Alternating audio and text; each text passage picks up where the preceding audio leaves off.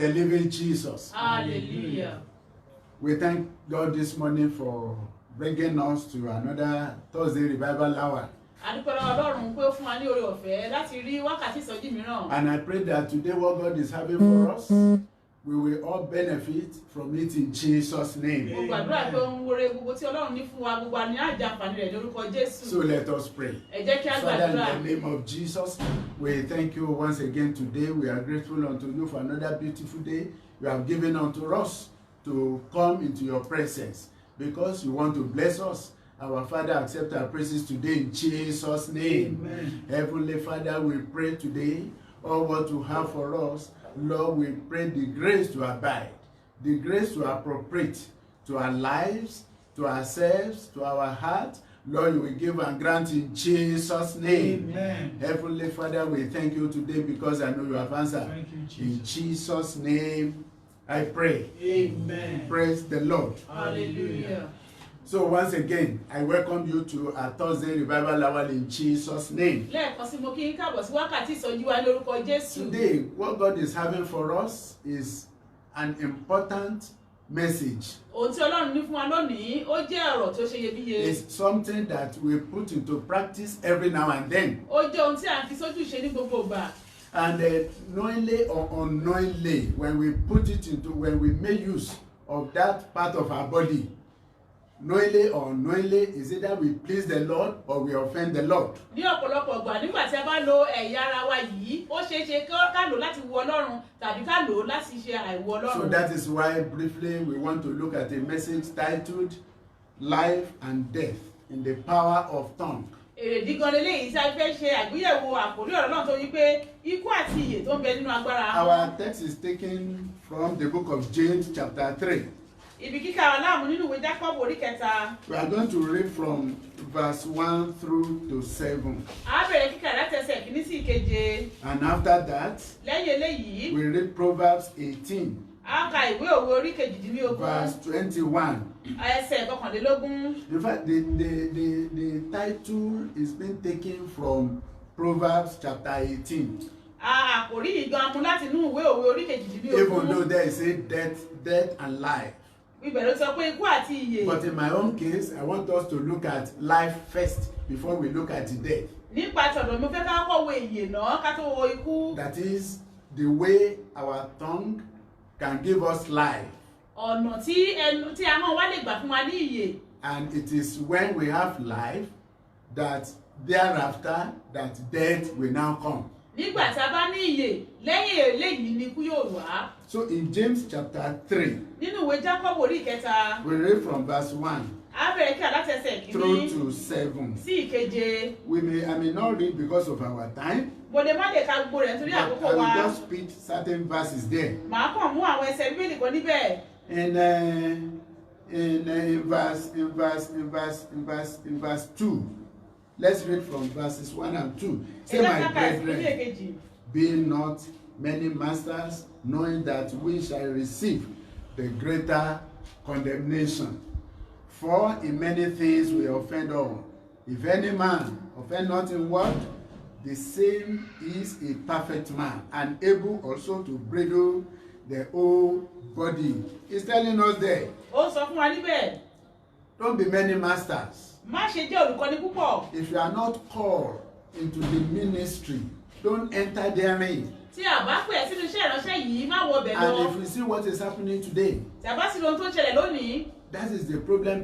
Those that are not called, ọ̀pọ̀lọpọ̀ they àwọn tí a ò are pè, in the ministry already, wọ́n ti wà nínú iṣẹ́ ìránṣẹ́. and they are doing what will not be pleasing unto the Lord. Wọ́n sì ṣe ohun tí kò lè wu Ọlọ́run. And they are leading their followers as well not to please the Lord. Wọ́n sì ń darí àwọn tó ń tẹ̀ wọ́n lẹ́yìn láti And má lè by wu so Ọlọ́run. doing, their own judgment will be even greater than that of sinners. Nípa ṣíṣe léyìí, ìdájọ́ wọn gan yóò ga ju ti ẹlẹ́ṣẹ̀ lọ. Because they are making use of their tongue to deceive people. Nítorí pé wọ́n lo ahọ́n wọn láti tún ọ̀pọ̀lọpọ̀ àwọn èèyàn jẹ. And if we read down, it's telling us that this tongue is like the smallest part of our body, Tí a bá kà sísàlẹ̀, ó sọ fún wa pé ahọ́n ó jẹ́ ẹ̀yà tó kéré nínú ara. but it's powerful. Ṣùgbọ́n tí ó It lágbára, can destroy the whole body. tí ó lè ba gbogbo ara jẹ́. Look at it. Church of God is a body of Christ. Ìjọ Ọlọ́run jẹ́ ara Kristi. making use of our tongue can scatter, can destroy that body of Christ. Nípa lílo ahọ́n wa, a lè bà ara Kristi jẹ́, a lè túká. Even our own body as well. Àti ara wa gan fúnra wa. And is describing tongue as a fire. Ó sì ń ṣe àpèjúwe ahọ́n gẹ́gẹ́ bí iná. A word of iniquity. Ayé ẹ̀ṣẹ̀. And he's saying that as little, as small as the tongue is, it controls our life, it controls our body, and it's now likening it to even a sheep. As big as the sheep is, if you look at the small thing that is controlling it, you will be surprised. Ó wá fi ahọ́n sọ pé bí ahọ́n ṣe kéré tó yìí, ó lè bà gbogbo àgọ́ ara jẹ́. Ó wá fi ń wé ọkọ̀ ojú omi wípé bó ṣe tóbi tó ohun okùn kékeré ni wọ́n fi mú mọ́lẹ̀. And if you look at horse as well, a big horse, how do they control a horse? Look at a vehicle. Look at the size of what is controlling a whole car, a whole lorry. You see, very small. That is how tongue is in our body. But if that small thing is not there, everything will be paralyzed. Àti àbáwo a lè fi wé ọkọ̀ tó yẹ pé ọkọ̀ ohun kékeré báyìí ló ń darí ọkọ̀. Bẹ́ẹ̀ náà ni ahọ́n wa láàrin ẹ̀yà ara wa tí a ò bá mú lò ní ọ̀nà tó tọ́. We can make use of our tongue to give us life. A lè lo ahọ́n wa kó lè fún wa ní We ìyè. can use it to give us death. A lè lò ó ní ọ̀nà tí ó gbà We pa ní can use our tongue. You can't separate tongue and mouth. O lè ya ahọ́n kúrò So nínú ẹnu. if I say mouth, Tí máa pẹ́ ẹnu, I can say tongue. o lè sọ pé I mean ahọ́n. the same thing. Mo sọ nǹkan kan náà. So this same tongue, this same mouth can be used to better our lot. Ahọ́n kan yìí, ẹnu kan yìí, a lè lò ó láti ṣe ayé wa ní àǹfààní. There was a woman, there was a story of a woman Ìtàn arábìnrin kan wà in a matrimonial home. nínú ibi ìgbéyàwó rẹ̀. But the tongue is so sharp. Ẹnu ẹ̀ mú. The husband cannot control her. Ọkọ gan ò tiẹ̀ lè And kò lè it's darí because of rẹ̀. this, whenever the husband comes from work, Ní gbogbo ìgbà tí ọkọ bá dé láti iṣẹ́, asking for food, asking for this, tó ń béèrè pé oúnjẹ mi dà eléyìí kọ́ tó the ń word kọ́. that the reply from the mouth of the woman, oh, disgusting word. Àwọn ọ̀rọ̀ tí ó tẹnu ìyàwó rẹ̀ jáde, ó jẹ́ ọ̀rọ̀ tí They kò will dára. use the man to reduce the man to nothing. A wá lo ahọ́n rẹ̀ láti bu ẹnu And àtẹ́nu this ọkọ man rẹ̀. will beat hell out of her. Ọkọ rẹ̀ á sì wá lù ú ní ọ̀nà tí ò So it's tọ́. like an everyday affair. Ilé tí wọ́n jẹ́ That gbogbo ohun tó is ṣẹlẹ̀ the gbogbo gbà. beating. Nínà yìí So ojoojúmọ́ ló the ṣẹlẹ̀. friend to this woman now say, oh, what's your problem? Why should your husband be beating you every now and then like this? Ọ̀rẹ́ arábìnrin wa sọ pé èyí ti ṣe kí ni ìṣòro rẹ̀ gan tọkọ rẹ̀ ń lù ẹ́ lójoojúmọ́. You know now, I don't know, anytime he comes back, for me to say a word is beating. It has penetrated my face everywhere. I'm now feeling pains all over my body, all over my head, all over my face.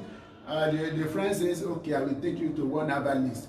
The man is a very strong man, very hot. Anything he says, you are through with it. They went to this man, and by the time they got to the man, even when the man looked at her, the way she was talking, the man now says that this woman should be the problem of herself.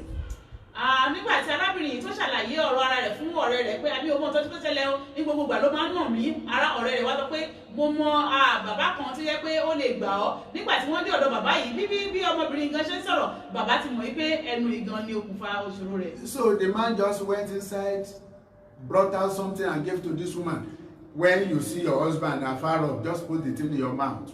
Bàbá yìí wá lọ sínú ilé wá mú ohun kankan jáde wá kó tó bá ti rí ọkọ rẹ̀ tó ń bọ̀ lókè rere kìkìrì sí ẹnu rẹ̀. When he comes in, whatever he says, don't talk. Nígbà tó gẹ́rẹ́ tó bá wọlé ohunkóhun yòówù tó bá ti sọ má sọ̀rọ̀ o. But serve him the food. Fún lóúnjẹ rẹ̀. Serve him the water. Fún lómi. This water is not dated, don't talk. Omi yìí báwo lómi yìí ṣe rí báyìí kò tí ẹ̀ ṣe kí ní tó má First sọ̀rọ̀. day, no beating. Ọjọ́ kìíní kò sí lílù. Second day, for a whole week, 2 weeks, no beating. Ọ̀sẹ̀ kìíní ọ̀sẹ̀ kejì kò He sí now nínú went ọ̀mọ́. back to the friend and said, let's go back to that Baba. Oh, the thing worked wonderfully well. Ó wá sọ fún ọ̀rẹ́ rẹ̀ pé jẹ́ ká padà lọ sọ́dọ̀ bàbá ohun tí bàbá fún mi ó ṣiṣẹ́ o. By the time they got to the man, Nígbà tí wọ́n padà dọ́dọ̀ bàbá. Baba said, oh, woman, it's your mouth. It's not, is it? Are you here with that thing I gave? Say yes. Say, bring it out. Bàbá wa sọ fún pé ohun tí mo fún ọ yìí ṣó wà bí pẹ̀lú rẹ̀ ó yá mú jáde. The man unwrapped the thing, just stone. ó wá tú nǹkan tó wà ń bẹ̀, òkúta lásán ló wà nínú ẹ̀. Just wrap it with things that will not be dissolved. That's or maybe nylon and something. Say it's just stone.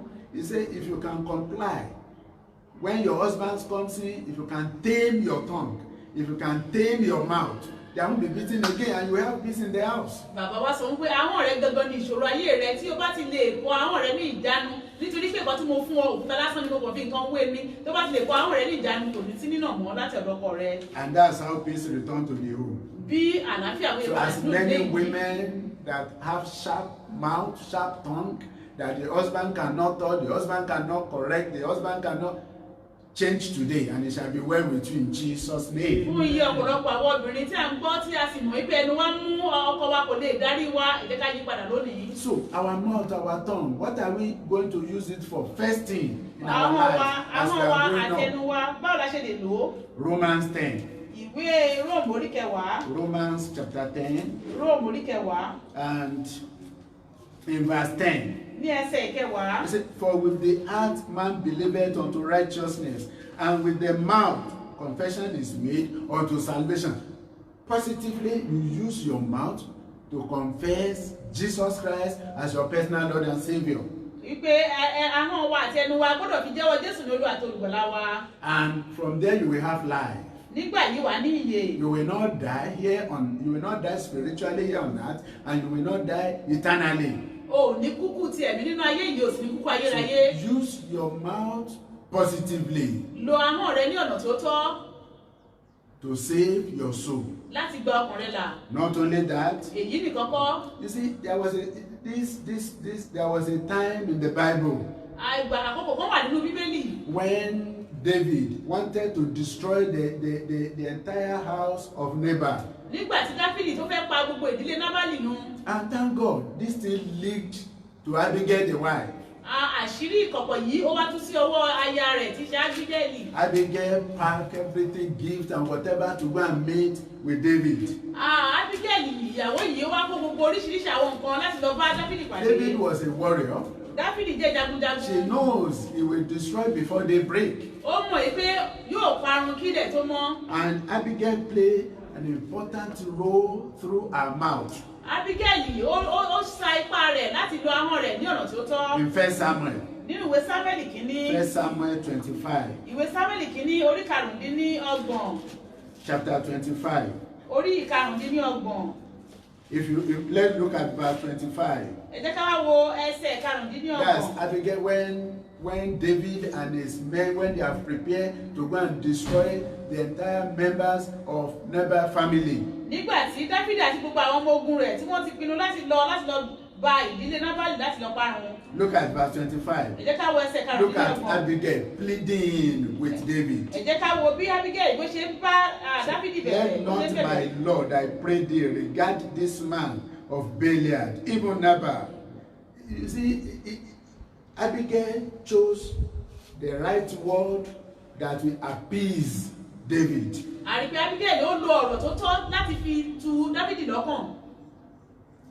And so he spoke the word in that verse 25. He said, Nabal is his name, and full he said, for as his name is, so is he. Nabal is his name, and folly is with him. But I, thy handmaid, saw not the young men of my Lord, whom thou didst send. That's when David sent his men, his people, his servants to go and meet Nabal, just to give them water, to give them food, to give them something to drink, to eat and drink. Nígbà tí Dáfídì tó rán àwọn ìránṣẹ́kùnrin rẹ̀ lọ sí ọ̀dọ̀ Nábálì pé kó fún wọn ní omi àti ohun tí wọ́n lè jẹ. After David and his men, they've already protected these people in the wilderness. They've covered them when necessary. They protected them. They preserved their animals as well. Now, David needs something. I said, based on what we have done to him, let's go and meet him. Go and meet him. Let him give us this. Nabal, in fact, insulted them. lẹ́yìn ìgbà tí Dáfídì àti àwọn arákùnrin rẹ̀ tí wọ́n ti dáàbò bo àwọn ìránṣẹ́ Nábálì àti gbogbo ohun tí wọ́n ní, ó wá sọ pé okay a ti ṣiṣẹ́ tó fún àwọn ọkùnrin yìí lọ bá ọ̀gá wọn pé kó fún wa. And based on that thing, so David said, these people, they did like this to you, it's an insult. I will go and destroy them. This is when Abigail now came in. So he pleaded with David. In verse 26, now, therefore, my Lord, look at Abigail pleading with David. Now, my Lord, as the Lord liveth, and as thy soul liveth, seeing the Lord had withholden thee from coming to shed blood, and from avenging thyself with thy own hand. Now, let thy enemies and they that seek evil of my Lord be. He was pleading. He was, at the end of the day, David acceded to all what Abigail requested from him. Ṣàbáwọ̀ ẹsẹ̀ kẹrìndínlọ́gbọ̀n níbẹ̀ ni obìnrin yìí Abigail ló ti ń bẹ̀bẹ̀ pé Olúwa mi mo bẹ̀ ọ́. Lẹ́yìn ìgbà tó ti bẹ̀bẹ̀ tán, a rí pé Dáfídì gbọ́. So David did not go again to destroy them. Dáfídì ò wá lè lọ mọ́ láti lọ pa wọ́n run. What a virtuous woman. Irú obìnrin rere wo ni èyí? You are a woman in your house. Ó wà ó jẹ́ obìnrin A nínú ilé woman rẹ̀. in your home. Ó jẹ́ obìnrin nínú ilé How rẹ̀. virtuous are you? Báwo ló ṣe jẹ́ obìnrin rere sí? How are you covering up? How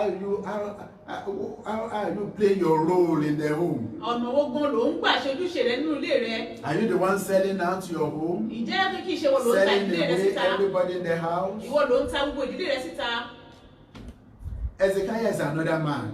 Èsìkáyà jẹ́ ọkùnrin When náà. he was sick to death, Nígbà tí ó ṣàìsàn lójú ikú, and he used his mouth to plead with God Almighty. ó lo ahọ́n rẹ̀ láti bẹ̀bẹ̀ sí ọ̀dọ̀ He Ọlọ́run. used his mouth to remind God of all what he's been doing. Ó rán Ọlọ́run létí nípa ẹnu rẹ̀ lórí ohun gbogbo tó ti ṣe.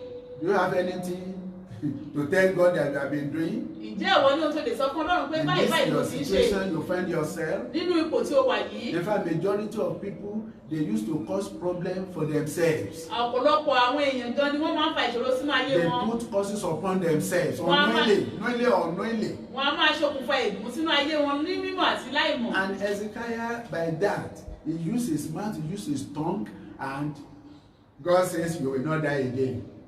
But I will even add more years to your days. Èsìkáyà ó lo ahọ́n àti ẹnu rẹ̀ láti bá Ọlọ́run sọ̀rọ̀. Ọlọ́run wá sọ pé ò ní kú mọ́ ṣùgbọ́n máa fi ọ̀pọ̀lọpọ̀ ọdún What kún about ayé rẹ̀. Anna?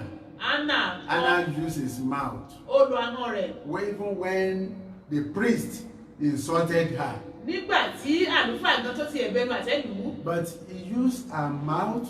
Oh, I'm not a drunkard. I'm only pouring out the griefs in my heart unto the Lord. And the priest, oh, if that should be the case, the Lord be with you, the Lord will answer your prayer, so you can go. And lo and behold, Anna got conceived.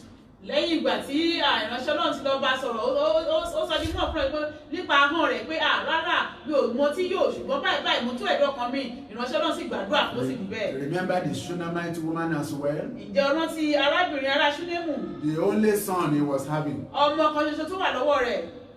This boy died, Ọmọkùnrin yìí kú. and she wanted to go and meet Elisha, the man of God, Ó fẹ́ lọ tọ̀ Èlíṣà tí ṣe ìránṣẹ́ Ọlọ́run lọ. but at an odd hour. Ní wákàtí tí ò tiẹ̀ tọ́. The husband was even telling her, oh, woman, this is not the right time to go and see the man, and so it is well.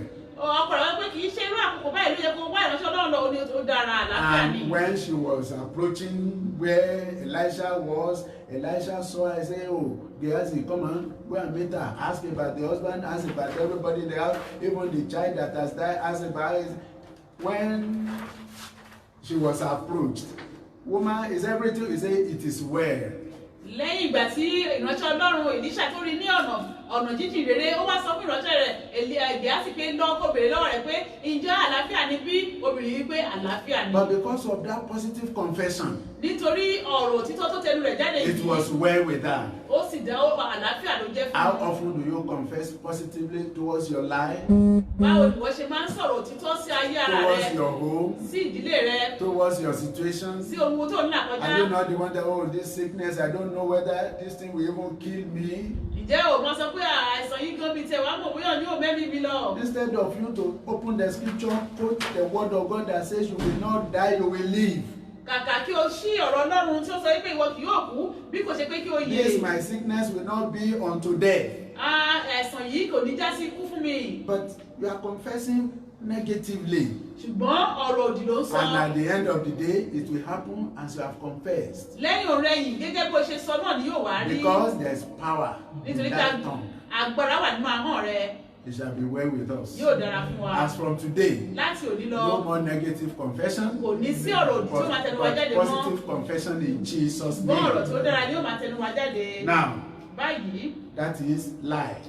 iye tí ipa iye nìyí. Now and death. Ikú The báyìí. power of tongue. Ikú nínú agbára. Now let's now look at the way you can make use of your tongue that will bring death upon you. Ẹ jẹ́ ká wá wo àwọn ọ̀nà tí a lè gbà lo ahọ́n wa tí yóò mú ikú wá. Now, there are so many ways. Onírúurú ọ̀nà ni ó wà. When you use your mouth, your tongue to insult people, to insult man of God, servant of God, you will die. Nígbà tó bá lo ahọ́n rẹ láti bẹnu àtẹ́ láti bú ìránṣẹ́ Ọlọ́run àwọn wòlíì Ọlọ́run wà á kú nípa tẹ̀mí nípa tẹ̀mí When you use ikú your ni. mouth to blaspheme, Nígbà tó bá ń fi ẹnu rẹ sọ̀rọ̀ when òdì. you use your mouth to abuse, Nígbà tó bá ń fi ẹnu rẹ ṣe èébú. when you use your mouth to scorn, Nígbà tó bá fi ń ṣe ọ̀sọ̀ rẹ̀ gàn. to tell lies, Tó fi ń parọ́. it's death that you are inviting upon your life. Òun ikú lòun pè sínú ayé And ara there rẹ̀ are yìí. so many examples in the Bible. Ọ̀pọ̀lọpọ̀ àpẹẹrẹ rẹ̀ ló wà nínú Bíbélì. If you look at, let's look at when you use your mouth to insult, when you use your mouth to abuse, servant of God, genuine servant of God, you will incur death. Nígbà tó bá fi ẹnu rẹ bú àwọn ìránṣẹ́ Ọlọ́run òtítọ́, irúfẹ́ níbẹ̀ ó ń pe ikú wá sínú ayé ara rẹ̀. Numbers chapter 12. Ìwé Númérì orí kejìlá. Numbers chapter 12. Númérì orí kejìlá. If we read Numbers 12, Tí a bá ka ìwé Númérì orí it's the story kejìlá. of Miriam. Eléyìí jẹ́ ìtàn Verses 1 Miriam. and 2. Miriam and Aaron spake against Moses because of the Ethiopian woman whom he had married. For he had married an Ethiopian woman. What's their business? This is the man of God. Ìránṣẹ́ Ọlọ́run ni èyí. This is the person God says, I speak mouth to mouth with. Ẹni tí Ọlọ́run sọ pé ìfẹnukonu ni mò ń bá sọ̀rọ̀. This is the man who God says is the only one, is the only one I found to be meek on earth. Pé Ọlọ́run sọ pé òun dẹni tí mo rí jùlọ nínú ayé yìí tó jẹ́ You are now olùsùúrù. opening your mouth to abuse, to insult. Ó wá ń la ẹnu rẹ̀ láti máa verse sọ̀rọ̀ òdì, láti 2. máa bẹnu àtẹ́lù. And they said, had the Lord indeed spoken only by Moses? Had he not spoken also by us? And the Lord had it. You see, look at the first accusation. Ẹ jẹ́ ká wá wo bí wọ́n ṣe bẹnu àti They àkọ́kọ́ lù ú. use in verse 1, they are used that as a safeguard. But where they are going is that verse 2. Is it the only one God is making use of? Is it the only one? What about we? They spoke against Moses, the man of God. Wọ́n sọ̀rọ̀ tó lòdì sí ìránṣẹ́ Ọlọ́run tí í ṣe Mósè. And God, they never knew that in verse 9, Ẹsẹ̀ kẹsàn-án báyìí. because of this word they have spoken against Moses, Nítorí ọ̀rọ̀ tí wọ́n sọ the sí man Mósè of God. tí í ṣe ìránṣẹ́ Verse Ọlọ́run. 9, the anger of the Lord was kindled against them, Ìbínú Ọlọ́run sì rú sí wọn. and he departed from them. Ó sì lọ. In verse 10, Ẹsẹ̀ and the kẹwàá. cloud departed from off the tabernacle, and behold, Miriam became leprous. Àwọn sọ́mọ̀ sì ṣí kúrò lórí àgọ́ náà sì kíyèsí Míríámù di adẹ́tẹ̀. Can you imagine that? Ẹ jẹ́ ká wo nǹkan tó ṣẹlẹ̀ ń bí. Miriam became leprous. Míríámù di adẹ́tẹ̀. I don't know how you are making use of your mouth Èmi ò mọ bí o ṣe ń lo ẹnu rẹ to insult, láti bú èébú. to abuse Láti bú èébú. the man of God, the men of God, the servant of God, people that are feeding you with the word of God, nourishing your soul, so that that soul will not perish.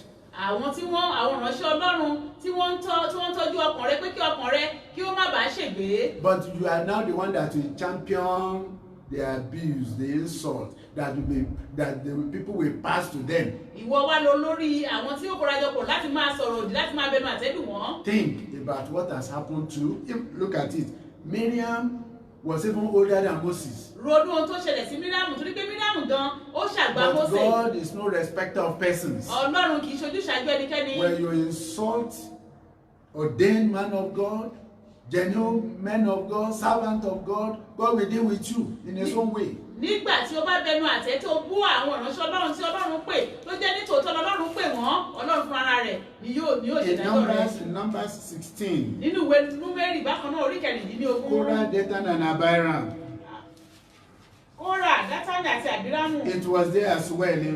Let's look verse 1 to 3. Ẹ jẹ́ ká wo ẹsẹ̀ kìíní sí ìkẹta. Now, Korah, that is Korah, Dathan, and Abiram. Let's look at verse 2. And they rose up before Moses with certain of the children of Israel, 250 princes of the assembly, famous in the congregation, men of renown.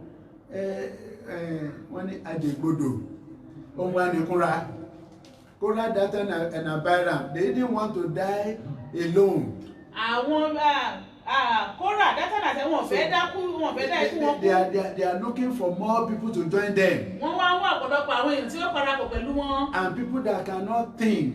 Àwọn tí wọ́n sì lè ronú jinlẹ̀. People with dirty mind, dirty heart, they join them. Àwọn tí ọkọ̀ wọn dọ̀tí, tí ọkọ̀ wọn ti lẹ́gàn, wọ́n darapọ̀ pẹ̀lú wọn. And in verse 3, and they gathered themselves together against Moses and against Aaron, and said unto them, Ye take too much upon you, seeing all the congregation are holy, every one of them, and the Lord is among them.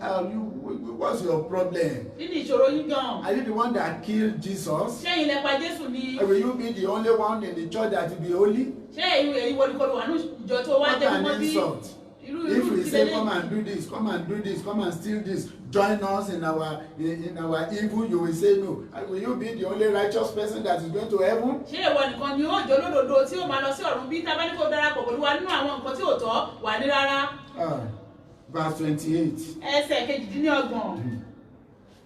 And Moses said, Hereby ye shall know that the Lord has sent me to do all these things, all these works, for I have not done them of my own. Mósè sì wí pé nípa èyí ni ẹ̀yin yóò mọ̀ pé Olúwa ni ó rán mi láti ṣe gbogbo iṣẹ́ wọ̀nyí àti pé èmi kò ṣe wọ́n láti inú ara mi wá. This thing we are doing. Ohun tá à ń ṣe yìí. We have the spirit of our father in the Lord, Prophet Omelewa, backing us up. A ní ẹ̀mí Olúwa àti ẹ̀mí bàbá wa nínú Olúwa tí ṣe wòlíì Ọmọlẹ́wà tó tì wá lẹ́yìn. There's nothing we are doing out of our own selves. Kò sí ohun tí à ń ṣe láti inú ara wa wá. Or out of our own will. Tàbí láti inú ìfẹ́ ọkàn wa wá. Whatever is going on here is aware of everything. Ohun gbogbo tí ó ń ṣẹlẹ̀ níbí bàbá mọ̀ nípa rẹ̀. If you are there tí o bá wà níbẹ̀ and you are complaining, tí ò ń kùn, you are abusing, tí ò ń you are insulting, tí ò ń bú èébú.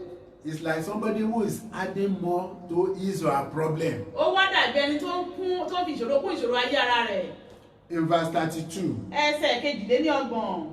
And the earth opened her mouth. Ilẹ̀ sì ya ẹnu rẹ̀. And swallowed them up. Ó sì gbé wọn mì. And their houses. Àti àwọn ará ilé wọn. And all the men that appertain unto Korah, and all their goods, everything they claim they have on earth. Ohun gbogbo tí wọ́n ní nínú ayé yìí. Everything God perished. Gbogbo ẹ̀ ni ó parun. And in verse 33. Ẹsẹ̀ kẹtàlélọ́gbọ̀n. They and all that appertain to them went down alive into the pit, and the earth closed upon them. Àwọn àti ohun gbogbo tí ṣe tí wọ́n sọ̀kalẹ̀ lọ láàyè sí ipò òkú. And Ilẹ̀ sì gba inú rẹ̀ dé mọ́ wọn. they perished from among the congregation. Wọ́n sì rún kúrò nínú ìjọ. Why are we waiting for God's judgment? Èyí ti ṣe tá a fi ń dúró de ìdájọ́ And the Ọlọ́run. unfortunate thing is, Ohun tó ṣe láàánú jùlọ if náà you ni are pé a man, tó bá jẹ́ if you are a ọkùnrin woman tó jẹ́ obìnrin that is abusing, that is insulting, tí ò ń bú èébú tí ò sì ń gbẹ́nu remember your husband, remember your wife, remember your children, remember all what you have. Rántí ohun gbogbo tí o ní, aya, ọmọ àti ọkọ. That will incur the wrath of God along with you. Àwọn tí ìbínú Ọlọ́run yóò dé bá pẹ̀lú rẹ. I pray you will repent. Mo gbàdúrà pé wàá ronúkúwàdà. I say you will repent before it is too late. Ó ronúkúwàdà kó tó pẹ́ jù. You will repent in Jesus' name. Ó ronúkúwàdà lórúkọ Jésù. Murmuring Kíkùn. against the servant of God is a sin that can bring death. Kíkùn sí ìránṣẹ́ Ọlọ́run ó jẹ́ ẹ̀ṣẹ̀ tó lè mú ikú wá. We look at Numbers 14. Ẹ jẹ́ ká wá wo ìwé Númérì bákan náà orí kẹrìnlá. Numbers 14. Ìwé Númérì orí kẹrìnlá. Verse 36. Ẹsẹ̀ kẹrìndínlógójì. We read from verse 37. This is a case where Moses sent 12 spies to go and spy, to go and look at how the promised land look like. Eléyìí jẹ́ ibi tí Mósè tó ti rán àwọn amí 12 lọ sí ilẹ̀ lérí pé kí wọ́n lọ wò ó, kí wọ́n wo ohun tó ṣẹlẹ̀ níbẹ̀. 10 of them brought evil report. Àwọn 10 wọ́n mú ìròyìn búburú wá. So if you are the one that always give evil report about your church, you are in problem. Tó bá jẹ́ pé ìwọ wà lára àwọn tó máa ń jẹ́ pé ìròyìn búburú ló máa ń sọ nípa ìjọ rẹ, ó wà ní ìṣòro. So in verse 37. Ẹsẹ̀ kẹtàdínlógójì. They say, even those men that did bring up the evil report upon the land die by the plague before the Lord. Àní àwọn ọkùnrin náà tí ó mú ìyìn búburú ilẹ̀ náà wá, wọ́n ti pa àrùn kú níwájú Olúwa. In verse 30, but Joshua the son of Nun and Caleb the son of Jephunneh, which were of the men that went to search the land, lived still. 2 of them. Ṣùgbọ́n Joshua ọmọ Núnì àti Kálẹ́bù ọmọ Jẹ́fúnnù nínú àwọn ọkùnrin náà tí ó rin ilẹ̀ náà lọ wà láàyè. They live. Wọ́n wà láàyè 2 nínú wọn. Out of how many? That generation that more than 600,000 that left the land of Egypt. Láàárín ìran àwọn èèyàn tí wọ́n kúrò nílẹ̀ Only Íjíbítì. 2 of them got to the promised land. 2 péré ni wọ́n délẹ̀ lérí. So God can do anything, anyhow, anytime. Ọlọ́run lè ṣe ohun tó wù ú ní àkókò tó bá wù ú. So these people, they brought evil report. Wọ́n mú ìròyìn búburú wá. In verse 23. Ní ẹsẹ̀ kẹtàléníogún. Verse 23. Ẹsẹ̀ kẹtàléníogún. But surely they shall not see, because of the evil report they brought. Nítorí ìròyìn búburú tí wọ́n mú wá. Surely they shall not see the land which I swear unto their fathers. Nítòótọ́ wọn kì yóò rí ilẹ̀ náà tí mo ti búra fún àwọn Neither bàbá shall wọn. any of them that provoke me see it. Bẹ́ẹ̀ ni ọ̀kan nínú àwọn tí ó gàn mí kì yóò rí i. But Ṣùgbọ́n my servant Caleb. Kélébù ránṣẹ́ mi. But Ṣùgbọ́n will you be another Caleb? ǹjẹ́ ìwọ yóò dàbí Will Kálẹ́bù you be another lónìí? Joshua? Ṣé wàá dàbí Joshua That will mi get to the promised tí land? yóò dé ilẹ̀ lérí? He said, because he had another spirit with him and had followed me fully. Do you have another spirit different from the mockers? Ǹjẹ́ o ní ọkàn Different mìíràn? from the despisers of good things in the house of God? Do you have another spirit different from them? Ǹjẹ́ ìwọ ní ọkàn mìíràn tí ó lòdì tí ó yàtọ̀ sí ti àwọn ẹlẹ́gàn àwọn akẹ́gàn nínú ìjọ Ọlọ́run bí? Are you following the Lord fully? Ǹjẹ́ ò ń tẹ̀lé Ọlọ́run tímọ́tímọ́? With your heart, Pẹ̀lú ọkàn rẹ, with your soul, with your spirit? pẹ̀lú ẹ̀mí rẹ. The Lord will help us. Olúwa yóò ràn wá lọ́wọ́. In verse 27, Ẹsẹ̀ they kẹtàdínlọ́gbọ̀n. say, how long shall I bear with this evil congregation, Èmi ó sì mú sùúrù pẹ́ tó fún ìjọ ènìyàn búburú which yìí murmured against tí ń me? kùn sí mi. I've heard their murmuring. Èmi ti gbọ́ kíkùn From wọn. the children of Israel, which they murmur against.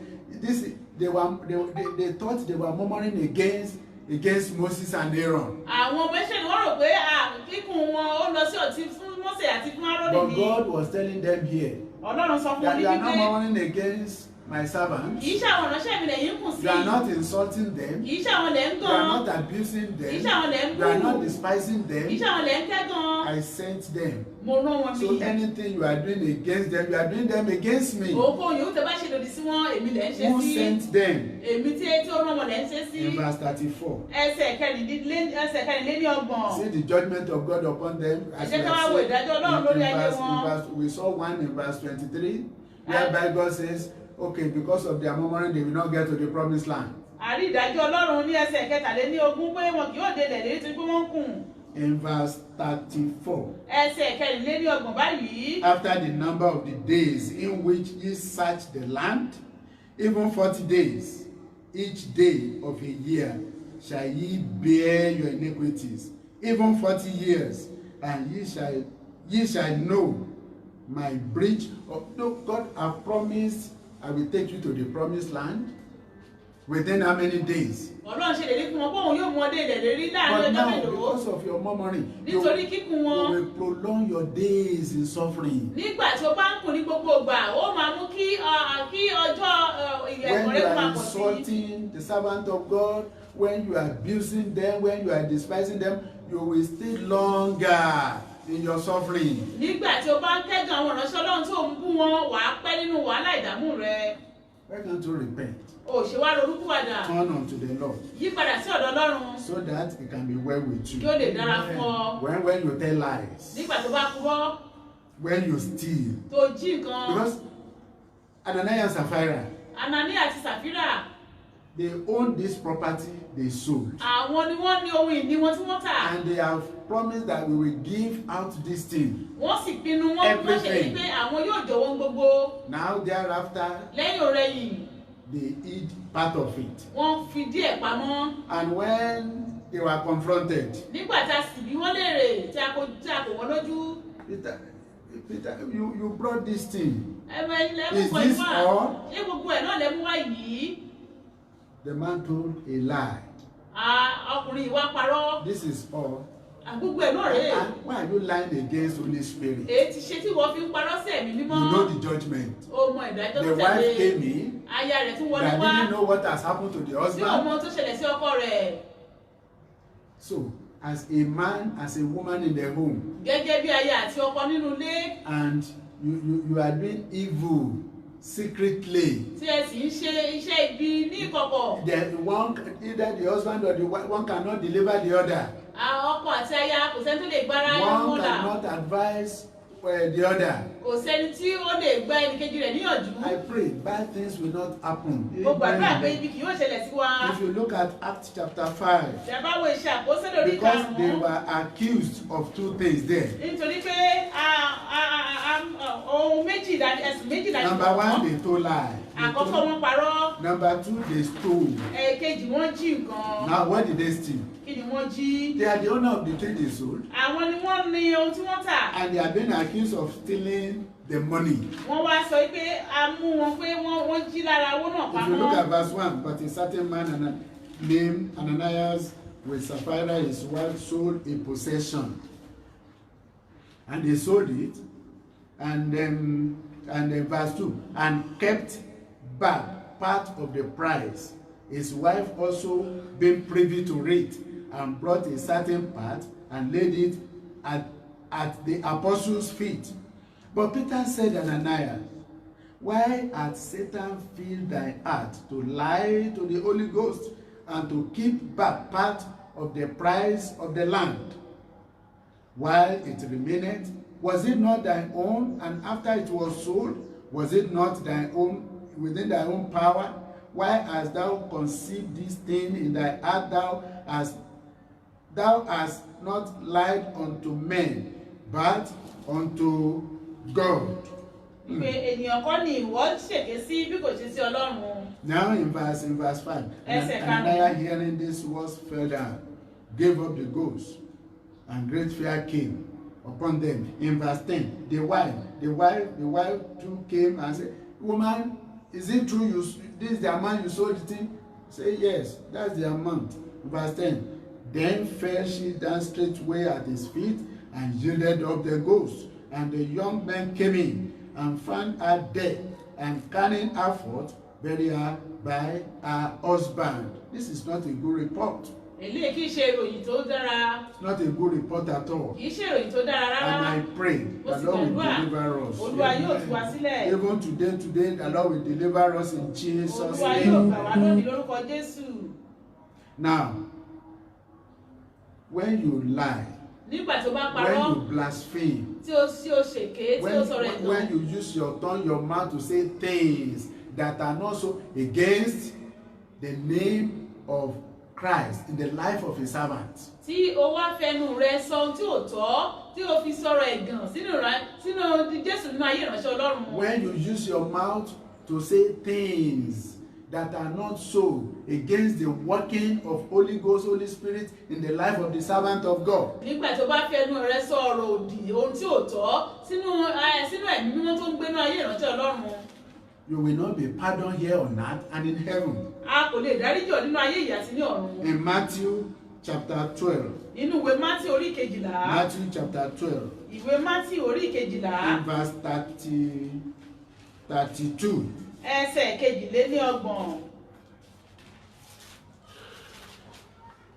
Matthew 12, verse 32. And whosoever speaketh a word against the Son of Man, it shall be forgiven him. But whosoever speaketh against the Holy Ghost, it shall not be forgiven him, neither in this world, neither in the world to come. Ẹnikẹ́ni tó bá sọ̀rọ̀ òdì sí ọmọ ènìyàn a ó dárí rẹ̀ jì, ṣùgbọ́n ẹnikẹ́ni tó bá sọ̀rọ̀ òdì sí ẹ̀mí mímọ́ a kì yóò dárí rẹ̀ jì ní ayé yìí àti nínú ayé tí ń bọ̀. So it means we are finished. Ó túmọ̀ sí pé ó ti When we are parí. blaspheming the name of God, Nígbà tó bá sọ̀rọ̀ òdì sí orúkọ when we Olúwa, are blaspheming Holy Ghost, Holy Spirit in the life of a servant, tó ń sọ̀rọ̀ òdì sí ẹ̀mí mímọ́ ní ayé ìránṣẹ́ you will rẹ̀, not be forgiven. a kò lè dáríjì ọ́. But well, our God is a sovereign God. Ọlọ́run wa jẹ́ Ọlọ́run tó ń ṣe ohun gbogbo. So these are the reasons why many people are still wallowing in their problems, challenges of their life, why they are not moving forward, why they are not making progress. Èrèdí gan leléyìí tí ọ̀pọ̀lọpọ̀ tó sì mú kún nínú ìṣòro ayé wọn àti nínú ìpèníjà wọn tí wọ́n sì wà nínú rẹ̀ síbẹ̀. Because this mouth you are using Torí ẹnu tó ń lò yìí tó fi ń bú èbú, to insult, tó fi ń bẹnu to àtẹ́lù blaspheme, láti sọ̀rọ̀ òdì, to despise, láti kẹ́gàn. this same mouth you are using it to ask things from the Google things from the Lord. Ẹnu yìí kan náà ló fi ń béèrè ohun tó dára sí ara rẹ̀ lọ́wọ́ Ọlọ́run. How will God answer you? Báwo ni Ọlọ́run yóò ṣe wá dá Ọlọ́run? In that our text, James chapter 3. Tí a bá wo ibi kíkà wa tá a ti kọ́kọ́ mú ibi James kíkà wa ìwé chapter Jákọ́bù 3 verse oníkẹta 10. ẹsẹ̀ kẹwàá. He say, out of the same mouth proceeded blessing and cursing. Láti ẹnu kan náà ni ìbùkún àti ègún ti He wá. now say, my brethren, these things ought not so to be. Ó ní ará mi ohun kan ìwọ̀nyí kò yẹ kó rí bẹ́ẹ̀. Doth a fountain send forth at the same place sweet water and bitter water? Orísun a máa mú omi tútù àti omi kíkorò jáde bí. So you can see where you are in problem now. Wípé ìṣòro lédè ìbáyìí. Look at what you are using your mouth to talk, to speak at the back. And now congregationally we come together, let us pray. You are jumping up and down. Oh God, all the enemies. God doesn't work that way.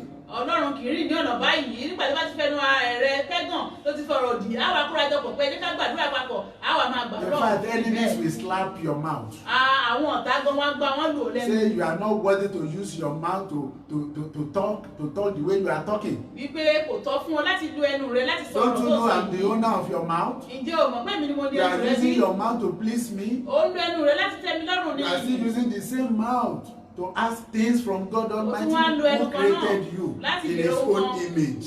Ohun lọ́dọ̀ Ọlọ́run ẹ tó So dá you ní àwòrán can see rẹ̀. now where we are in problem. Ẹ lè rí bí nínú ìṣòro tí ọ̀pọ̀lọpọ̀ wà.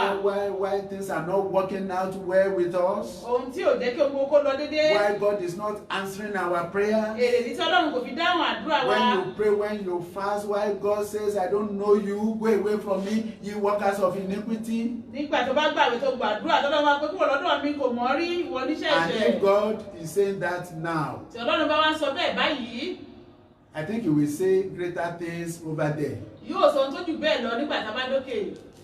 Repent today and it shall be well with you. Ronúpìwàdà lónìí yóò sì dára fún ọ. I say it shall be well with you. Amen. It shall be well with me. Yóò dára fún mi. It shall be well with me, with my family. Yóò dára fún èmi àti ìdílé mi. Now, if you are in this case, if you are in this solution, if you are in this problem Tó bá wá wà nínú ìṣòro yìí, of making use of your mouth negatively, tó jẹ́ pé o wà nínú ìṣòro ká máa fi ẹnu wá sọ̀rọ̀ òdì. what will be the solution? Kí wá ní ojútùú? Ìwé Colossians chapter 4. Ìwé Kólósè orí ìkẹrin. Because so that you will not say, well, they just condemn me today outrightly. There be a solution if you are ready to take to that solution. Kò má kàn sọ pé wọ́n kàn sí ìbẹnu àtẹ́lù mi ní lónìí ṣùgbọ́n tó bá ṣe tán láti gba ojútùú. Colossians chapter 4. Ìwé Kólósè orí ìkẹrin. Verse 6. Ẹsẹ̀ ìkẹfà. As from today, láti òní lọ. let your speech be always with grace, Ẹ jẹ́ kí ọ̀rọ̀ yín kí ó dàpọ̀ mọ́ orí ọ̀fẹ́. seasoned with salt, that ye may know how ye ought to answer every man. Eléyìí tí a fi yọ̀dùn kẹ́yìn kó lè mọ bí ènìyàn ti máa ń dá olúkúlùkù ènìyàn lóhùn. So by the time, because some people they approach them Àwọn mìíràn pàtẹ́ bá lọ bá wọn. to join them Wọ́n á lọ bá wọn pé wá in darapọ̀ pẹ̀lú wa. their evil speaking, Nínú ọ̀rọ̀ òdì tí wọ́n sọ, and carelessly they join them. láì kíyèsára wọn darapọ̀. He's telling you today, Ó sọ fún ọ lónìí, refrain yourself, pa kúrò lọ́dọ̀ wọn. separate yourself. Yọ ara rẹ sọ́tọ̀ kúrò níbẹ̀. Láti inú ẹnu rẹ. Let it always be with grace, Jẹ́ kí ọ̀rọ̀ orí ọ̀fẹ́ kó máa ṣẹ̀nu rẹ jáde. salt, Eléyìí tí a fi the word of yọ̀dùn tí í ṣe ọ̀rọ̀ Ọlọ́run. that when you speak the word, Nígbà tó bá sọ ọ̀rọ̀ náà, oh, sinners will be getting saved. àwọn ẹlẹ́ṣẹ̀ wọn ò máa dẹni When ìgbàlà. you speak the word, Nígbà tó bá sọ ọ̀rọ̀ náà, oh, all these people, they will repent. àwọn kan ọ̀pọ̀lọpọ̀ yìí wá When you lórúkọ àdá. speak the word, Nígbà tó bá sọ ọ̀rọ̀ náà, people will be encouraged. àwọn èèyàn á rú wọn sókè. People will be, they will be blessed. Wọ́n á di alábùkún fún. Use your mouth today, Lu ẹnu rẹ and lónìí, it shall be well with you. yóò sì dára fún ọ. Before we pray, Kí á tó lọ gbàdúrà, Proverbs, ìwé òwe, book of Proverbs, chapter 21.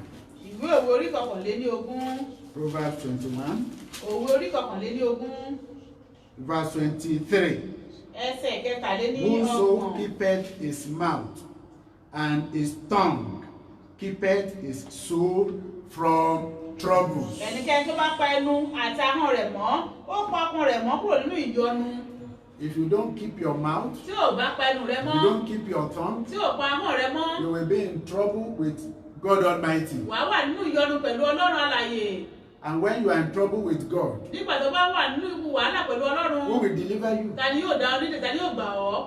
Tell me, who will deliver you? Sọ fún mi ẹni tó Who lè will gbà ọ́. save you? Ta ló lè gbà ọ́? So as from today, Láti òní lọ, when they come to you nígbà tó má tọ̀ ọ́ wá, to say what they don't know, láti sọ ohun tí wọn ò mọ̀, to despise the láti servant of God, láti kẹ́gàn àwọn ìránṣẹ́ Ọlọ́run. not necessarily in this church you are watching us, it could be in your church where you worship. Ó lè má jẹ́ nínú ìjọ wa nìkan, ó lè jẹ́ òun wò wá, ó lè jẹ́ nínú ìjọ rẹ gan tó ti Don't jọ́sìn. join them to despise the servant of God in that your church. Má ṣe darapọ̀ mẹ́nikẹ́ni láti kẹ́gàn ìránṣẹ́ Ọlọ́run nínú ìjọ rẹ. In this our church, Nínú ìjọ wa yìí gan, refrain your tongue, your mouth. pa ẹnu rẹ mọ́, pa ahọ́n rẹ mọ́. What you don't know, don't say it. Ohunkóhun yòówù tó o mọ̀, má ṣe sọ. Otherwise, you'll be adding to the problem you have already. Tí ò bá jẹ́ bẹ́ẹ̀, wàá máa dìkún ìṣòro ayé You rẹ. will stay longer in the problem you are having. Wàá pẹ́ títí nínú ìṣòro tó wà. And you know what? Ìjọ wa mọ nǹkan. When there's no healing, Nígbà tí ò bá sí when ìwòsàn, there's no blessing, tí ò sí ìbùkún, when there's no deliverance, tí ò sí ìtúsílẹ̀. there's no longer power in this church. Nǹkan tó kù tó máa lọ pé kò ságbára ń bẹ̀ mọ́. There's no longer power there. Kò ságbára Ọlọ́run ń bẹ̀ mọ́. And the power of God is fully in this assembly. Nítòótọ́ agbára Ọlọ́run wà ní kíkún nínú ìjọ There are yìí. people that came with clean heart, pure heart, they receive. Àárí àwọn tí wọ́n bá pẹ̀lú ọkàn mímọ́, pẹ̀lú ọkàn tó tẹ́, tí wọ́n sì gba ìyanu wọn. You will keep your mouth as from today. Láti òní lọ, ó bẹ̀rẹ̀ sí pa ahọ́n rẹ mọ́. You will keep your tongue as from Ó today. bẹ̀rẹ̀ sí pa ẹnu rẹ mọ́. So that you will be safe from all the troubles you are passing through. Kí á lè gbà ọ́ kúrò ní gbogbo ìṣòro tó ń kojú. And it shall be well with you. Yóò sì dára fún It ọ. shall be well with me. Yóò dára fún mi. It shall be well with my family. Yóò dára fún ìdílé mi. So you will pray now Ó gbàdúrà báyìí. that Lord, Olúwa, set a watch over my mouth. pa Set ẹnu mi a mọ́. watch over my tongue. Olúwa, pa ahọ́n mi mọ́. As from today, give me the grace to use my mouth profitably. Ràn mí lọ́wọ́ láti òní lọ láti máa fi ahọ́n mi ṣe nǹkan tí ó tọ́. And where you might have entered into trouble, where whatever you might have said about the servant of God, repent of them now. Ohunkóhun yòówù tó ti sọ lòdì sí ìránṣẹ́ Ọlọ́run rẹ̀ sí máa jẹ́wọ́ rẹ̀ báyìí. Repent of them. Ronúpìwàdà kí o jẹ́wọ́ rẹ̀. All what you are saying Oh, is gbogbo to tí o ń sọ. they are all to the earnings of the Lord. Gbogbo ẹ̀ ló ń sọ sí etí ìgbọ́ Ọlọ́run. And the Lord is not happy with you. Inú Ọlọ́run kò sì dùn sí ọ. Go before him now. Lọ sí ọ̀dọ̀ Ọlọ́run báyìí. Repent of them. Ronúpìwàdà. And ask him to give you another mouth, another tongue. Sọ fún pé kó fún ọ ní ahọ́n mìíràn àti ẹnu mìíràn. That will be seasoned with salt. Eléyìí tí a fi yọ̀ dùn.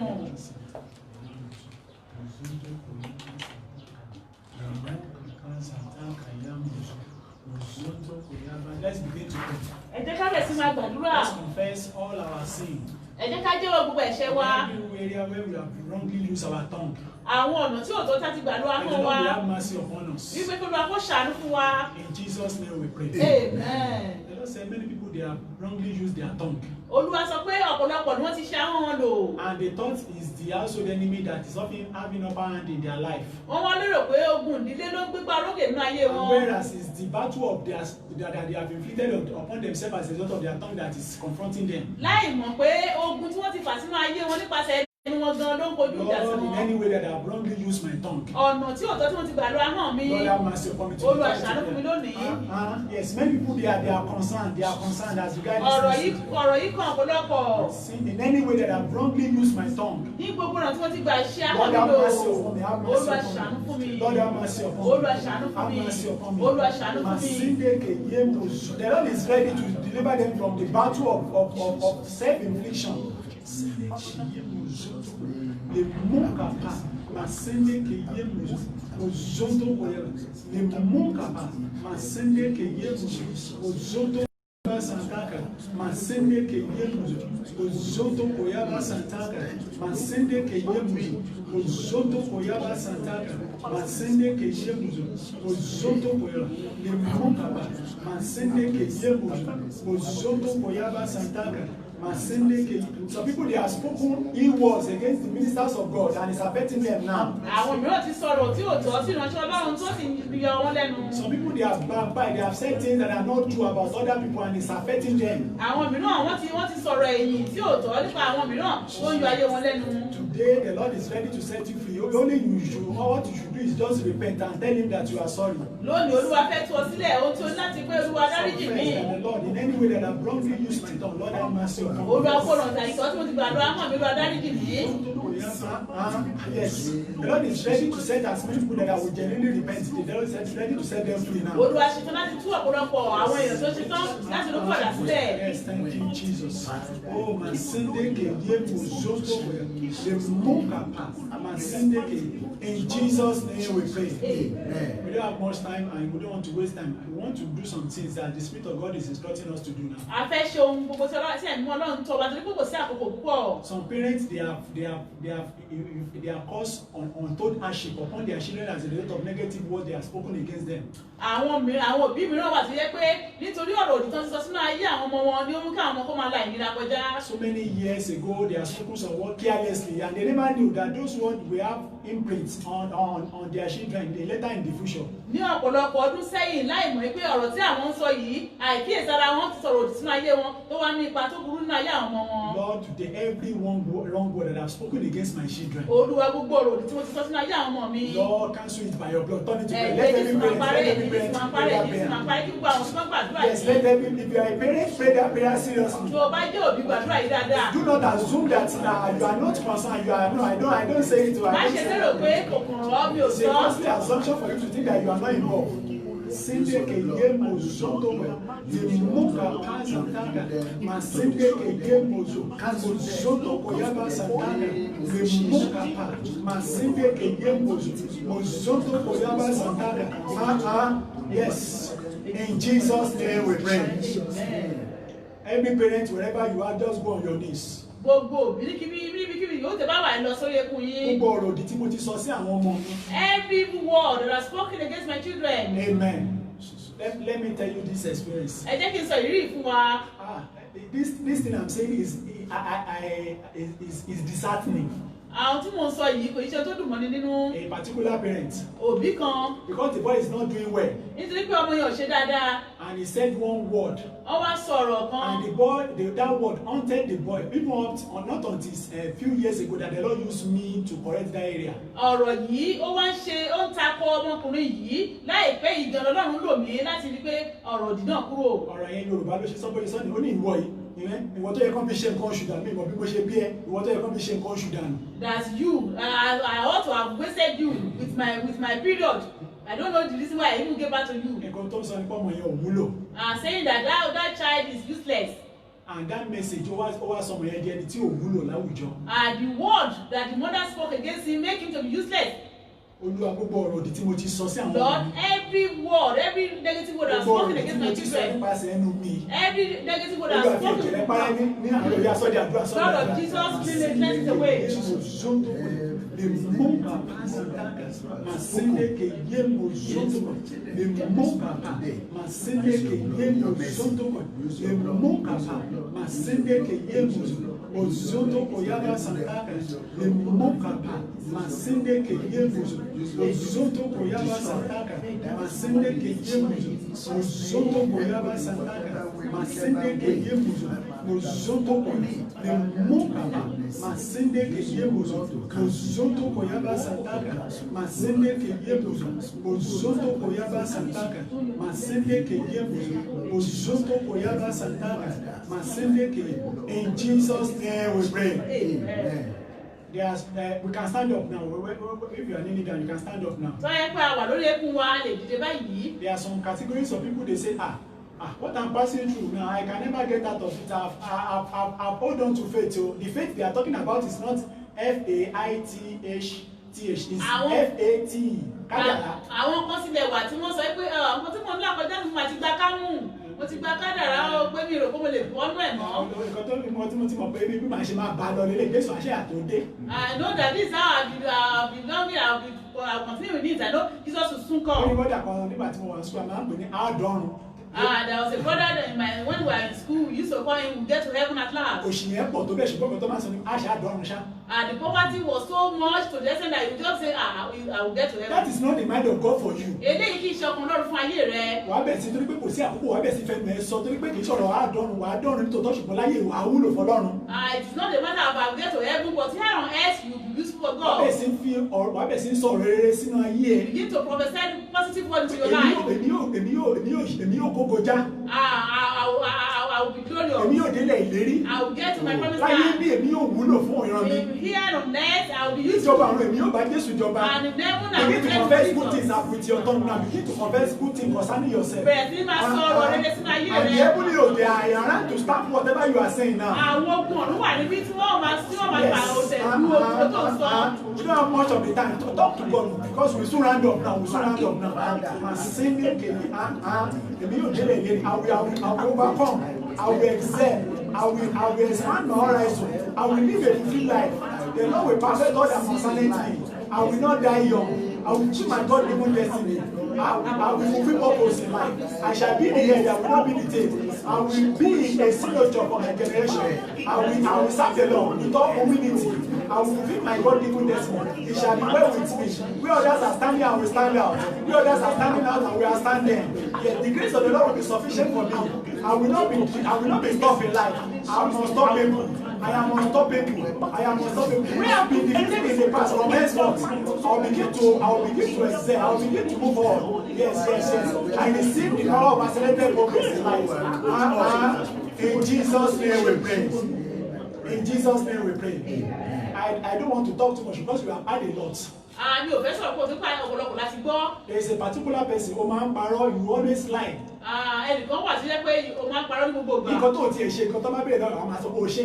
What you have not done, they ask you say you do it. Just like that man from Saul's camp when David asked him, tell me how the matter went, he said, I'm the one that killed Saul now. Ó dàbí ọmọkùnrin tí ó ti ọ̀dọ̀ Sọ́ọ̀lù jáde tán pé ó yẹ kó òun lòún pa Sọ́ọ̀lù. Whereas it was Saul that fell on the sword. Láì mú tó tẹ́lẹ̀ jẹ́ pé Sọ́ọ̀lù fúnra rẹ̀ ló ṣubú lu idà rẹ̀. But since you have heard the word this morning, nígbà tó ti gbọ́ ọ̀rọ̀ náà láàárọ̀ yìí, you have repented. O ti ronúpìwàdà. And the Lord wants to do something special in your life. Olúwa special àkànṣe ìyanu What the Lord wants us to do now, please do it very well. Ọlọ́run fẹ́ ká ṣe You báyìí that ká ṣe. particular person, you know that you just lie at any fraction of an instant. Ìwọ mọ̀ pé ní ìṣẹ́jú ló ń purọ́. And that is affecting you a lot. Ó sì ó yọ ayé rẹ̀ lẹ́nu lọ́pọ̀lọpọ̀. But this prayer we want to pray now. Àdúrà tá fẹ́ gbà yìí. Make sure you pray it. Bí kò gbà gbà á this morning. láàárọ̀ yìí. Lord, by your power, by your mercy, Olúwa nípa agbára àti àánú rẹ. I receive the power of accelerated progress in life. Gbogbo agbára ìsárésíwájú nínú ayé I yìí. receive the power of accelerated progress in Gbogbo every area of agbára life. àṣeyọrí. Yes, turn it to prayer, turn it to prayer, turn it to prayer.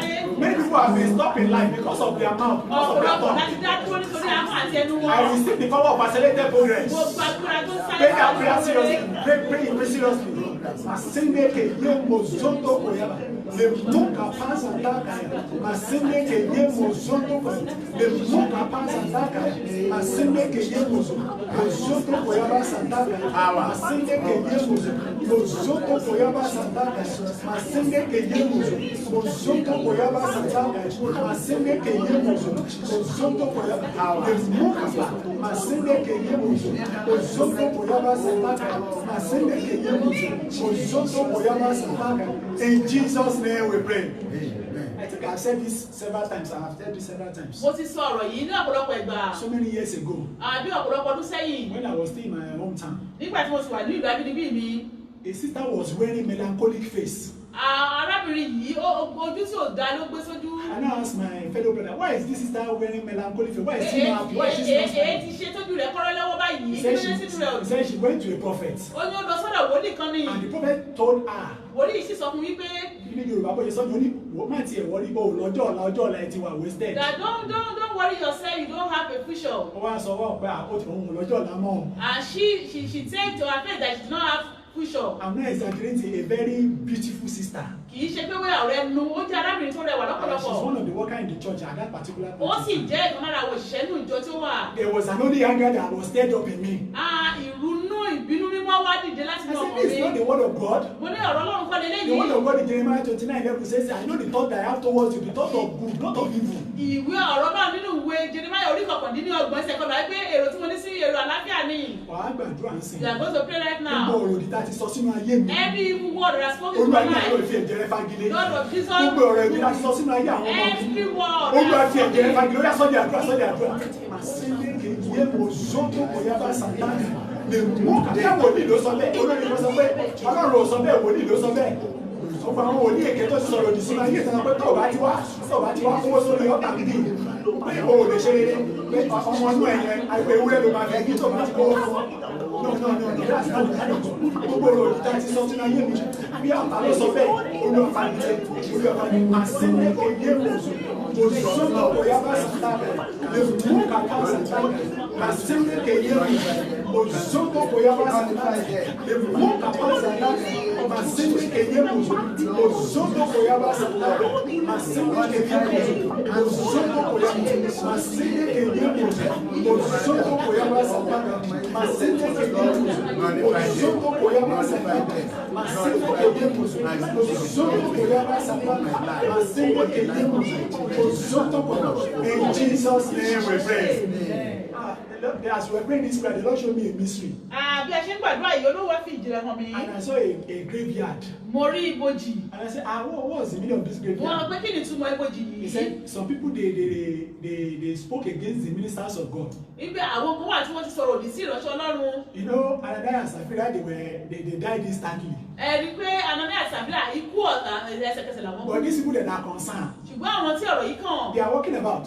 wọ́n rìn lóòótọ́, But àní wọn tán rìn. spiritually, they are dead. Ṣùgbọ́n nínú ẹ̀mí wọ́n ti kú. They don't say they want them, because of some of them are changed this morning. They said we want to wake them up. Ó ní torí pé wọ́n ronú padà náà nìyó fẹ́ jí wọn dé kúrò ní ipò òkú. There are some people, his enemy, that have put them in graveyard. Àwọn kan àtẹ́kọ̀ ọ̀tá wọn ló fi wọ́n sínú ìsà òkú. Àwọn tí ò ṣetán láti change tí wọ́n yìí sọ̀rọ̀ òdì tó ń bá báyìí tó ń sọ̀rọ̀ sáwọn ìránṣẹ́ Ọlọ́run tó ń sọ oríṣiríṣi irú àwọn ẹni bẹ́ẹ̀ àdúrà yóò lè ṣiṣẹ́ fún wọn. For those people that are not ready to change, they still continue in their Tó ń backbiting. sọ nǹkan tí wọ́n mọ̀ tí wọ́n nǹkan tí ò ṣojú wọn tó ń sọ irú àdúrà yìí kò lè ṣiṣẹ́ fún wọn. This prayer cannot work for them. Olúwa láti òní lọ. Lord, as from today, Mi ò gbé ìgbésí ayé ibojì mọ́. I will never live a life of Graveyard. a graveyard. Mi ò gbé ìgbésí ayé ibojì I mọ́. refuse to live a Wọ́n bẹ̀ sí graveyard gbé ìgbésí ayé life. ibojì ẹ̀yà sọ́jà I àdúrà refuse to sọ́jà live a free life. àdúrà. wọ́n fi gbèsè ayé ìmúṣẹ. I will live a fulfilled life. I will live a fulfilled life. I will not live a life of graveyard. The life of the man of gathering. He will be cutting himself, and God will be gushing out. I will be smiling. I live not in a graveyard anymore. Masene Keyemo Soto, the Masene Keyemo Soto Koyaba Sandaka, Masene Keyemo Soto Koyaba Sandaka, Masene Keyemo Soto Koyaba. The Mokapa, and she will no longer live in the graveyard. Yes. They are coming up. All those people that are causes of men, causes of parents, causes of false prophets, as put in the grave. You are coming out this morning. You are coming out. Yes. I can see that it's of the grave. There's a last week now. People are coming out of the grave now. Great that their evil word in the past has put them. The enemy has spoken against them has put them. Yes, they are coming out from the grave. Yes. Thank you, Jesus. Come on. Thank you, Jesus. In Jesus' name we pray. In Jesus' name we pray. Because of our time, that's why we are praying prayer very briefly. So we want to pray finally for ourselves. Lord, let my speech be seasoned with grace and salt. Let me begin to speak in your perspective. Let me begin to speak in your perspective. Let me to begin to say the right word at every point in time. Turn it to prayer. Lord, give me the power and grace to always speak the right word at every point in time. It's not every time you are supposed to talk. When there are times you have silence. There are times you talk. The Spirit of God will begin to guide us. When it's time for you to be silent, you will be silent. When it's time for you to talk, you will talk. It's not every issue that they bring before you that you have to respond to. The Spirit of God will begin to guide many now. Yes, thank you, Jesus. Oh, thank you, Jesus. Oh, thank you, Jesus. Oh, thank you, Jesus. Yes. Oh, thank you, Jesus. My speech will be seasoned with grace and salt. Thank you. Your Spirit will begin to guide my lips. You help me to bridle my tongue. You help me to bridle my tongue. And your Spirit will begin to guide my lips. That I will not speak vain words. That I will not speak false words anymore. False words. Yes, thank you, Jesus. In Jesus' name we pray. The Lord has done a lot this morning. Can you not permit me to begin to say so many things? Many people have been stopped in life because of what they are saying with their tongue. The Lord has taught them, and from henceforth they will begin to run. Some people they have become spiritually dead. But because of what the Lord is doing this morning, they will begin to live a life of fulfillment. They don't want us to pray.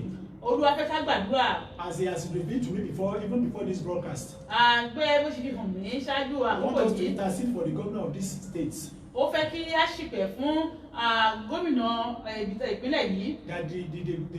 the enemy will not have inroad into his life. That the Lord will protect him. That the counsel of the enemy, the Lord will cancel it, the Lord will frustrate it. If there's any way you are watching this program, you can get in contact with him, send this message to him that you should be watchful these days and be prayerful. Let's pray for him. The Lord will frustrate the tokens of liars. That will make the banners concerning the governor of this state. That the plot of the wicked will not come to pass over his life.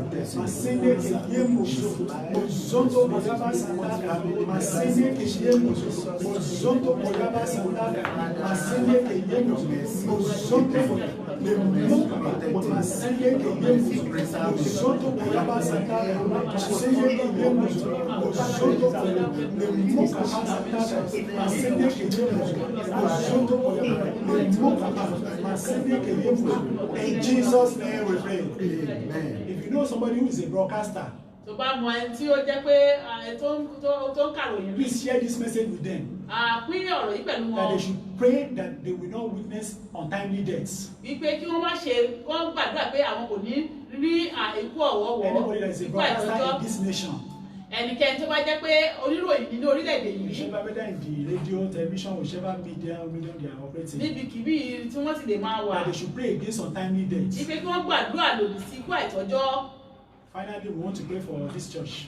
Ní ìparí fẹ́ gbàdúrà fún ìjọ yìí. Lord, in this your church. Olúwa ní ìjọ rẹ yìí. Lord, let your unity reign in this church. Jẹ́ kí ìṣọ̀kan rẹ kó jọba. Let your unity reign in this assembly. Jẹ́ kí ìṣọ̀kan rẹ kó Lord, jọba take ní over ìjọ yìí. on this assembly. Olúwa gba ìṣàkóso Reign as the ìjọ Prince rẹ. of Peace in this assembly. Reign as the Prince of Peace in this assembly. Gba ìjọba gẹ́gẹ́ bí ọba aládé àlàáfíà. Let's turn it to prayer. Let's turn it to prayer.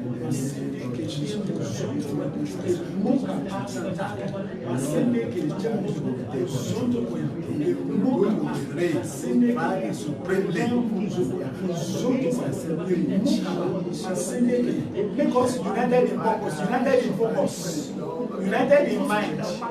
One mind, one spirit. Same mind, same spirit. One fold, one shepherd. One fold, one shepherd. Make us one fold. More than ever before. Make us united. More than ever before. More than ever before. Let the spirit of unity reign in our midst. More than ever before. Thank you, Jesus. Oh, thank you, Jesus. Thank you, Jesus. Thank you, Jesus. Thank you, Jesus. Thank you, Jesus. Thank you, Jesus. Thank you, Jesus.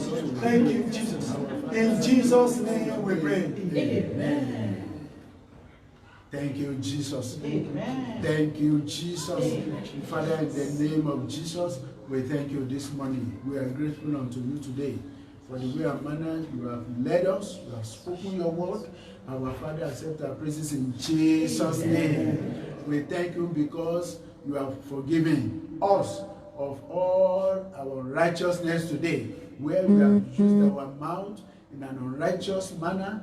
Oh, Father in heaven, you have forgiven us. Father, accept our praises today in Jesus' name. We now pray that the grace we need, the enablement we need, the courage we need, the boldness we need, oh Lord God Almighty, to say no when we are to misuse our mouth, our tongue. Give and grant unto us in Jesus' name. Amen. As from today, the word of our mouth, oh Lord God Almighty, will be seasoned with your grace and salt in Jesus' name. Amen. Father, we thank you. Thank you, Jesus. As from today, we will not remain the same. Amen. And it shall be well with us. Amen. In Jesus' name, I pray. Amen.